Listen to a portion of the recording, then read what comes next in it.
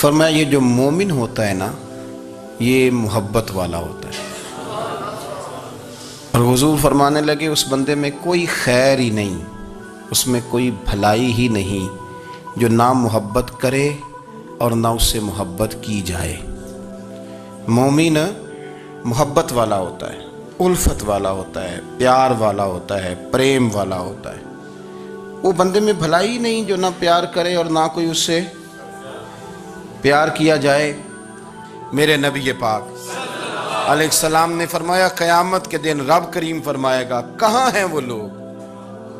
منادی اعلان کرے گا میدان محشر میں، کوئی آدمی اعلان کر وہ کہاں ہیں لوگ. اور تو کس کو ڈھونڈ رہا ہے؟ فرمایا مجھے رب نے بھیجا ہے کہ وہ بندے ڈھونڈ کے لاؤ جو دنیا میں میری رضا کے لیے ایک دوسرے سے محبت کیا کرتے ہیں. وہ بندے ڈھونڈ کے لاؤ. بندے ڈھونڈے جائیں گے. یا رسول اللہ رب ان کا کیا کرے گا؟ تو نبی کریم صلی اللہ علیہ وسلم فرمانے لگے رب فرمائے گا تم دنیا میں میری رضا کے لیے ایک دوسرے سے پیار کرتے تھے، آج میرے عرش کے سائے کے علاوہ سایہ کوئی نہیں، آج میں تمہیں اپنے عرش کے سائے میں جگہ عطا کروں گا. میری رضا کے لیے پیار کیا تم نے، میری رضا کے لیے محبت. خدا را تھوڑا تھوڑا لوگوں سے پیار شروع کریں. آپ یقین کریں وہ پولیس والے سے آپ کہیں نا کہ تو اپنا رویہ ٹھیک کر، تو کہتے تو انہیں پتہ نہیں بندے کس طرح دا ساڑھنا سلوک کرتے ہیں. وہ بھی مطمئن ہے، وہ کہتا ہے اگر میں گالی گلوچ کر رہا ہوں تو میں ٹھیک کر رہا ہوں. وہ کہتا ہے یہ لوگ لائے کیس ہیں. آپ دیکھ لیں، آپ سمجھ لیں چیزوں کو. میں نے ڈاکٹر صاحب سے کہا کہ تھوڑی سی آپ لوگوں سے شفقت کریں، غریب لوگ آتے ہیں تو کہتے ہیں مفت دوائی دیں تو یہ بیچ دیتے ہیں جا کے. ہر شخص نے ایک دوسرے کے خلاف کہانی بنا لی، نفرت کے لیے کوئی نہ کوئی پلان کر لیا. ہمیں باتیں مل گئیں، ہم نے داستان سرائی کر لی، ہم نے اپنے ذہن کو اکٹھا کر لیا. مجھے بتلاؤ نا یار، اگر رسول کریم صلی اللہ علیہ وسلم اور باقی انبیاء بھی قوموں کے بارے میں یہ سوچتے کہ یہ بڑے ظالم ہیں، یہ بڑے چور ہیں، یہ بڑے ڈکیت ہیں، یہ بڑے غاصب ہیں، یہ کافر ہیں، منافق ہیں، تو بھلا ہو سکتا تھا، لوگوں کا فائدہ ہو سکتا تھا. وہ لوگ بڑے بڑے سخت گیر تھے، پر محبوب نے فرمایا وہ جو کریں گے وہ ان کا انداز ہے، اور ہم جو کریں گے وہ ہمارے رب نے ہمارے ذمے لگا کے بھیجا. اپنی زندگی میں تلاش کریں اور پیار کریں اور اچھے لفظوں سے لوگوں کو یاد کریں اور خوبصورت لہجہ اختیار کریں اور ٹھنڈی اور اچھی باتیں کرنے کی کوشش کریں اللہ کی رضا کے لیے، اللہ کی رضا کے لیے، اللہ کے بندوں سے پیار. یارو دیکھو عورت ہو طوائف، زندگی ساری بیت جائے گناہوں میں، لیکن میرے نبی پاک فرماتے ہیں وہ رب کی رضا کے لیے کتے سے بھی پیار کر لے تو رب اسے جنت عطا کر دیتا ہے. تو کتے کو پانی پلا گئی، پر پلا گئی نا اللہ کی رضا کے لیے، اسے کوئی فائدہ تو نہیں تھا نا، وہ اللہ کی رضا کے لیے پلا گئی. تو رب کریم نے اس کے سارے گناہوں کو، کسی سے پیار تو کرے. میں اکثر کہتا ہوں کہ میاں بیوی کا جو رشتہ ہوتا ہے نا، اس کو اللہ پاک نے نا قرآن پاک میں اپنی نشانیوں میں سے ایک نشانی قرار دیا ہے. ان دونوں کی وجہ سے گھر چلنا ہے، بچوں کی پرورش ہونی ہے، نظام زندگی. آپ گھر سکون کے لیے جاتے ہیں، اطمینان کے لیے. آپ اپنے گھر کے اندر جیسے بھی ہوں آپ کہتے ہیں یہاں مجھے کوئی پریشانی، یہ میرا اپنا بیڈ ہے، اپنا بستر ہے. لیکن اگر اسی رشتے میں جب آپ بیج بوئیں تو سب سے پہلے دولت کا بوئیں. اگر لڑکے والے یہ لالچ کرتے ہیں نا لڑکی کیا لے کے آئے گی، تو لڑکی والوں کا بھی لالچ ہوتا ہے کہ لڑکا کماتا کیا ہے. ان کو بھی پتہ ہوتا ہے کہ کتنے پیسے لاتا ہے، کیا کمائی ہے، کتنا کچھ جھاڑو پھیر لیتا ہے. آپ نے جب بنیاد یہ رکھی، مجھے دیانتداری سے بتانا کہ پورا نیک ہو، پورا شریف ہو، پورا پرہیزگار ہو، لیکن دولت صحیح نہ کماتا ہو تو رشتہ آسانی سے ہو جاتا ہے. وہ بس سارا کچھ ٹھیک ہے، صرف کمائی تھوڑی سی کم ہے، وہ مشکل سے گزارا ہوگا. وہ کہتے ہیں نہیں جی نہیں، بھوکے تو نہیں نہ مرنا. کیوں؟ ہم نے اس کے اندر جب دولت کو شامل کر لیا، آ گئی دولت، تب جس رشتے کی بنیادی دولت پہ ہوگی وہاں آپ وفا تلاش کریں گے، وہاں آپ خلوص تلاش کریں گے، وہاں ہم للہیت تلاش کریں گے. اللہ کرے ہو جائے. لیکن وہ ہمارے مائنڈ سیٹ میں یہ بات ہوتی ہے کہ یہ جو معاملہ ہے یہ گڑبڑ ہے. اگر رضائے الہی مقصود ہو، اگر اللہ کی رضا مقصود ہو. حضرت فاطمہ بنت قیس ایک صحابیہ تھیں، انہیں طلاق ہو گئی. ان کے لیے دو رشتے آئے، ایک حضرت عبد الرحمن ابن عوف کا مالدار ترین آدمی تھے، اور ایک حضور کے غلام تھے، وہ بڑے غریب تھے، مسکین تھے۔ ان کے والدین کی خواہش تھی کہ عبد الرحمن ابن عوف سے شادی ہو جائے، وہ بھی تو بڑے نیک ہیں، پارسا ہیں، عشرہ مبشرہ ہیں۔ حضرت فاطمہ بنت قیس نے کسی بندے کی ڈیوٹی لگائی، کہنے لگی پتہ کرو نبی پاک کی رضا کیا ہے، حضور کی رضا کدھر ہے؟ تو پتہ چلا حضور کی خواہش غریب کی طرف ہے۔ تو وہ خاتون اپنے ماں باپ کو کہنے لگی میرا نا اس غریب سے رشتہ کرا دو۔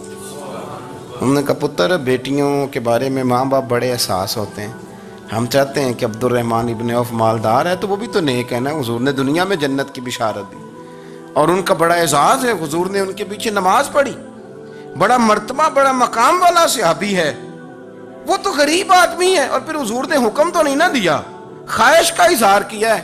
اس بی بی کے جملے بڑے شاندار ہیں، کہنے لگی آپ مجھے اللہ کی رضا کے لیے نا میرے نبی کے حوالے کر دیں، مجھے امید ہے اللہ رسول مجھے کبھی ضائع نہیں فرمائیں گے، مجھے حوالے کریں رسول کائنات کے۔ چھوڑیں کو ضروری ہے دنیا داری ہر طرف دیکھنا، کہیں کوئی کام ایسا بھی تو ہو نا جو محبت کے زور پہ ہو، جو محبت کے لیے ہو۔ باقی فروغ محبت میں اپنا کردار ادا کرو۔ دیکھیں نا حضور صلی اللہ علیہ وسلم نے فرمایا جس نے محبت کے ساتھ ماں باپ کا چہرہ دیکھا اللہ اسے کامل حج کا ثواب عطا کرے گا۔ لیکن حدیث میں جو حضور نے شرط لگائی اس شرط کا خیال رکھنا ہے، کس طرح چہرہ دیکھنا ہے؟ فرمایا ماں باپ کا چہرہ دیکھو، کس طرح؟ اچھا یہ حدیث بتاتی ہے کہ کچھ لوگ ایسے ہیں جو چہرہ دیکھتے ہیں پر محبت سے نہیں دیکھتے۔ ابا جی کی کچھ باتیں کڑوی بھی لگتی ہیں نا، تو کئی دفعہ کچھ بچے چہرہ دیکھتے ہیں پر محبت سے نہیں دیکھتے، تو حضور نے فرمایا تو محبت سے چہرہ دیکھ، تیرے رسول کا وعدہ ہے رب مقبول حج کا ثواب دے گا۔ صحابی عرض کرنے لگے یا رسول اللہ صلی اللہ علیہ وسلم اگر میں 2 دفعہ دیکھوں؟ تو حضور نے فرمایا 2 حج کا ثواب۔ اس نے کہا حضور میں دن میں 3 دفعہ دیکھوں؟ تو فرمایا 3 حج کا ثواب۔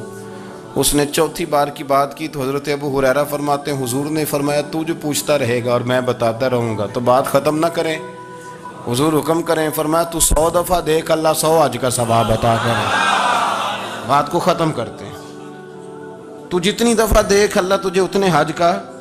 شرط یہ ہے کہ ذرا پیار سے دیکھ، ذرا محبت سے دیکھ، خدا را کسی سے پیار تو کریں۔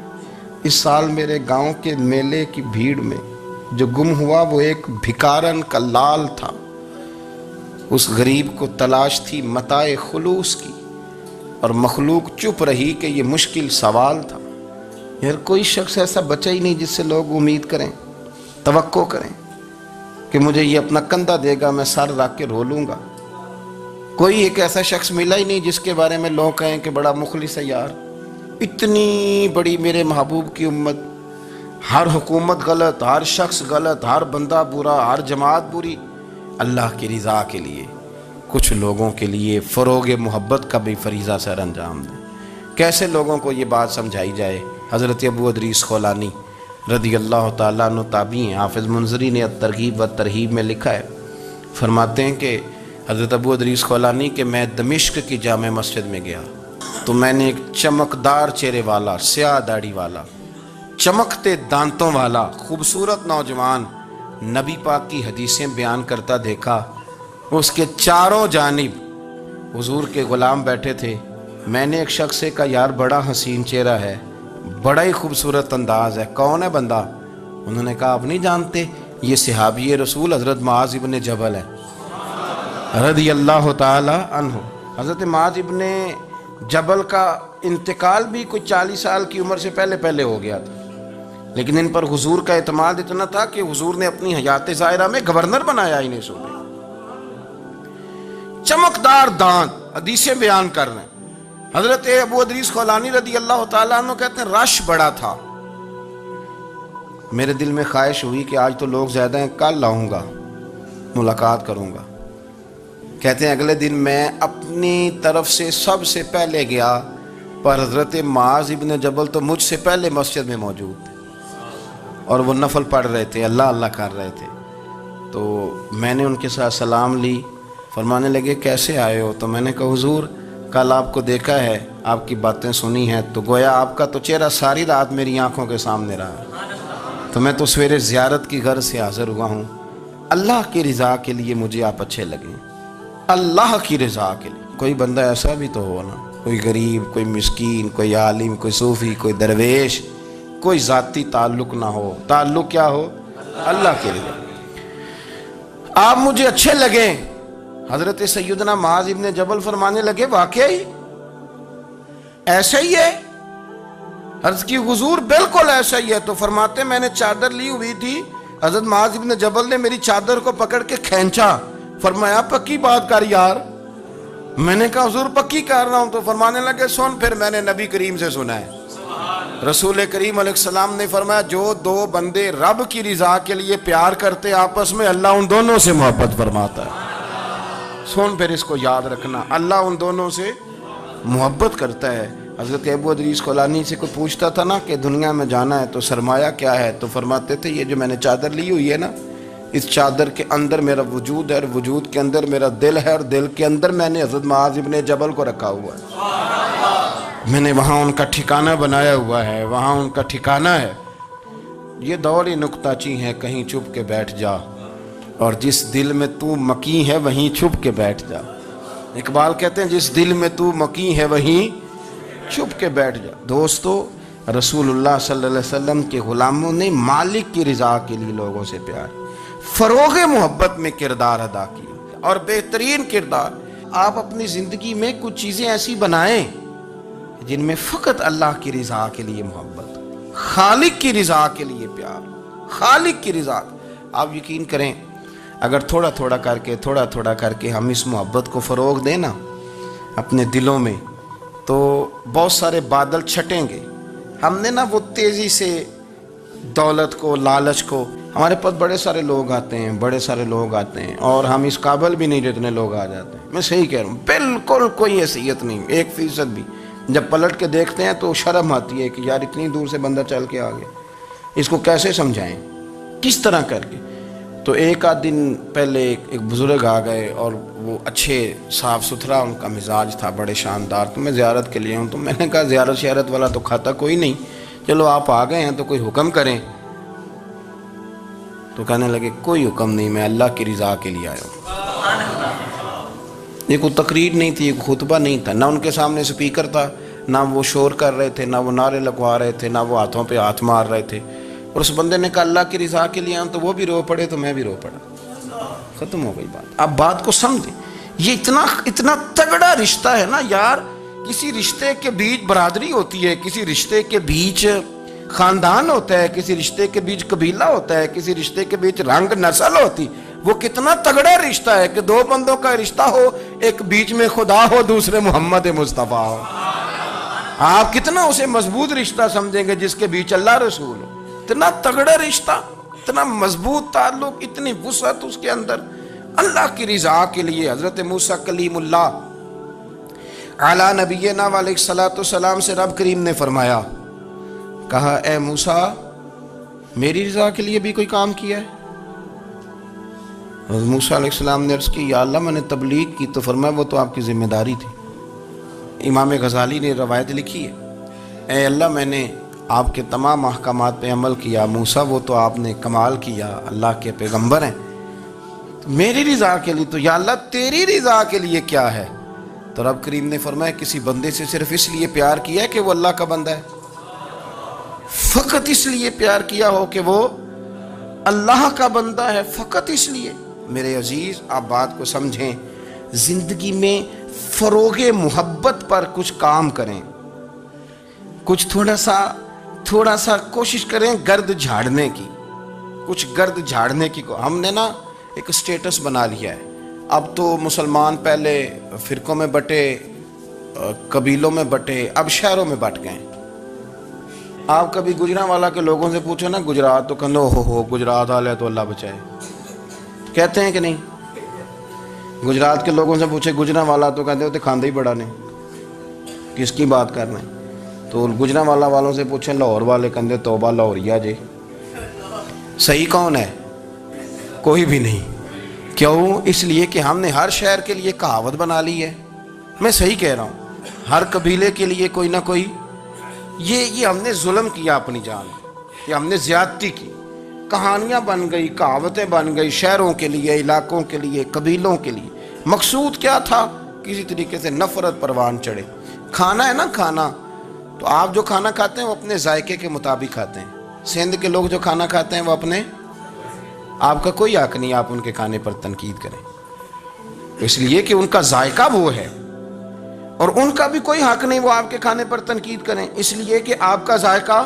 لیکن طنز کرتے ہیں، جو بات سمجھانا چاہتا ہوں وہ یہ ہے کہ ہم طنز کرتے ہیں، تنقید کرتے ہیں، تضحیک آمیز لہجہ ہمارا ہوتا ہے، اس لہجے کے اندر کمزوری ہوتی ہے، اس کے اندر اس طرح کی بناوٹ ہوتی ہے کہ محسوس ہوتا ہے کہ ہم سامنے والے کو بڑا نفرت کی نظر سے دیکھتے ہیں۔ یہ رویہ کبھی اختیار نہ کریں، اپنی زندگی میں کوشش کریں خلوص کے ساتھ، للہیت کے ساتھ۔ میرے نبی پاک علیہ السلام نے صحابہ سے پوچھا تھا، بتاؤ دین کی مضبوط گرہ کون سی ہے؟ مضبوط گرہ دین کی۔ تو ایک صحابی نے کہا، یا رسول اللہ نماز، پانچوں وقت مسلمان جمع ہوتے ہیں، ایک دوسرے کا حال احوال پوچھتے ہیں، تو اس گرہ میں مسلمان بندے رہتے ہیں۔ حضور نے فرمایا، تم نے بات ٹھیک کی پر میری مراد کو نہیں پہنچے۔ ایک صحابی نے عرض کی، یا رسول اللہ صلی اللہ علیہ وسلم زکوٰۃ، امیر غریب کو زکوٰۃ دیتا ہے تو دونوں کا رشتہ مضبوط ہو جاتا ہے، تو یہ بہت بڑی گرہ ہے۔ تو حضور نے فرمایا، بات تمہاری ٹھیک ہے پر تم میری مراد کو نہیں پہنچے۔ تو تیسرے نے عرض کی، حضور حج، مختلف رنگوں کے، قبیلوں کے، نسلوں کے، علاقوں کے لوگ آتے ہیں، ایک ہی لباس پہنتے ہیں، ایک ہی بولی بولتے ہیں، لبیک اللہم لبیک، تو یہ بہت بڑی مضبوط گرہ ہے۔ نبی پاک صلی اللہ علیہ وسلم نے فرمایا، بات تمہاری ٹھیک ہے پر تم میری مراد کو نہیں پہنچے۔ تو صحابہ نے عرض کی، حضور پھر آپ ہی بتا دیں کہ اسلام کی مضبوط گرہ کون سی ہے جس میں مسلمان جڑ جائیں گے؟ تو نبی پاک نے فرمایا، مضبوط گرہ محبت ہے، اللہ کی رضا کے لیے پیار کرو، لوگوں سے پیار کرو۔ کوئی بندہ پھر تمہیں تلخ بھی ملے گا نا، تو تم چونکہ اس کے لیے نہیں کر رہے، اللہ کے لیے کر رہے، تو پھر تمہارے لیے سہنا بھی آسان ہو جائے گا، دیکھنا اور پرکھنا بھی آسان ہو جائے گا۔ رضائے الہی کی خاطر لوگوں کا پیار، بخاری مسلم میں ہے، نبی پاک علیہ السلام نے فرمایا، ایک شخص اپنی بستی سے چلا لمبے سفر پہ دوسری بستی جانے کے لیے، تو رستے میں فرشتہ ملا انسانی شکل میں۔ اس نے پوچھا، کہاں جا رہے ہو؟ اس نے کہا، اپنے بھائی سے ملنے جا رہا ہوں۔ فرشتہ پوچھنے لگا، اس کا کوئی احسان ہے تمہارے اوپر، کوئی لین دین ہے؟ اس نے کہا نہیں۔ تو کہا، پھر کیوں اتنا لمبا سفر کر رہے ہو؟ تو کہنے لگے، یار میں اللہ کی رضا کے لیے اس سے پیار کرتا ہوں، اللہ کی رضا کے لیے، تو اس لیے جا رہا ہوں۔ تو سنیں، یہ بخاری مسلم کے لفظ ہیں۔ حضور فرماتے ہیں، وہ فرشتہ کہنے لگا، سن پھر، میں انسان نہیں، میں فرشتہ ہوں، اور مجھے رب کریم نے بھیجا ہے یہ کہنے کے لیے کہ اگر تم دونوں اللہ کی رضا کے لیے ایک دوسرے سے پیار کرتے ہو تو اللہ تم دونوں سے پیار فرماتا ہے۔ اب یہ محبت فروغ کیسے پائے گی؟ اس کے لیے ایک تو یہ کہ اپنے دل کو تھوڑا سا سمجھائیں۔ آپ ارادہ کر لیتے ہیں نا، جب ذہن بنا لیتے ہیں کہ میں نے کوئی خدمت کرنی ہے، ذہن بن گیا، تو پھر اس کے لیے 2-3 لاکھ روپے، 4 لاکھ روپے لگانے کی ضرورت نہیں ہوتی۔ پھر بندہ سٹاپ پہ کھڑے ہوئے کسی بابا جی کو پوچھتا ہے، کہاں جانا ہے؟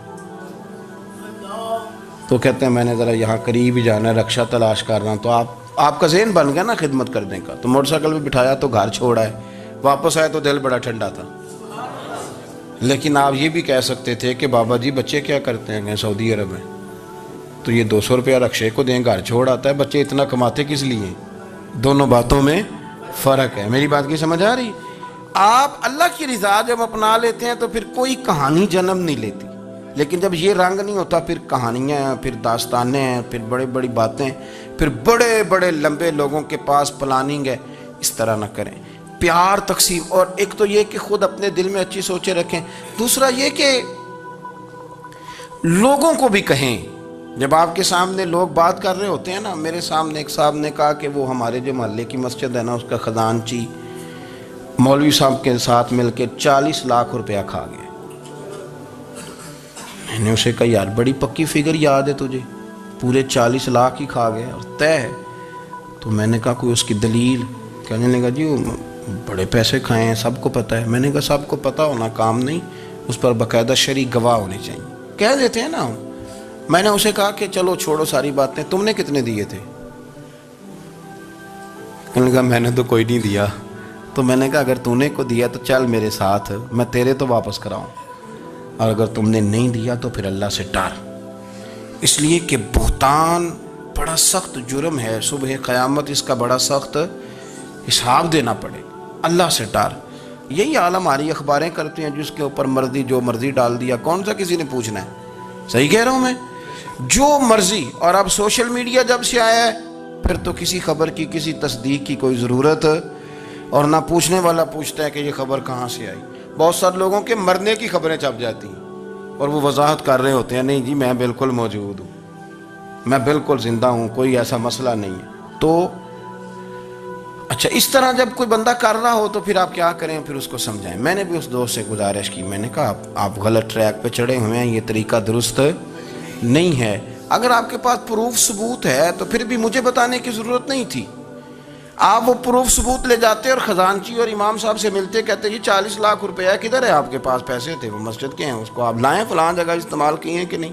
ان کے پاس جاتے, دائیں بائیں کہانیاں چھیڑنا تو آپ اپنے لیے گناہ اکٹھا کر رہے ہیں. نبی پاک صلی اللہ علیہ وسلم کی حدیث سن لیں اور اس کو ہمیشہ یاد رکھنا ہے. آپ حضور نے فرمایا اگر تو نے کسی شخص کی ایسی جگہ توہین کی جہاں اس کی عزت بنی ہوئی تھی, تو نے کسی کو ایسی جگہ رسوا کر دیا جہاں اس کی عزت, کسی نے آپ کے سامنے آ کے کسی آدمی کی تعریف کی تو نہیں تمہیں نہیں پتا میں بتاتا ہوں. حضور فرمانے لگے اگر تم نے کسی شخص کی ایسی جگہ توہین کی جہاں اس کی عزت بنی ہوئی تھی تو رب بھی تمہیں اس جگہ رسوا کرے گا جہاں تمہاری عزت بنی ہوئی ہو. اللہ کی رضا کے لیے ایک تو خود پیار کریں, دوسرا لوگوں کو بھی سمجھائیں, قائل کریں کہ یار یہ انداز درست نہیں ہے, تجھے تحقیق نہیں پوری بات کی, تو تحقیق کر. دعا کرتا ہوں اللہ میرے ملک کو, میرے وطن کو, امت مسلمہ کو محبت, پیار اور خلوص کی توفیق عطا فرما. آخر دعوانا الحمد.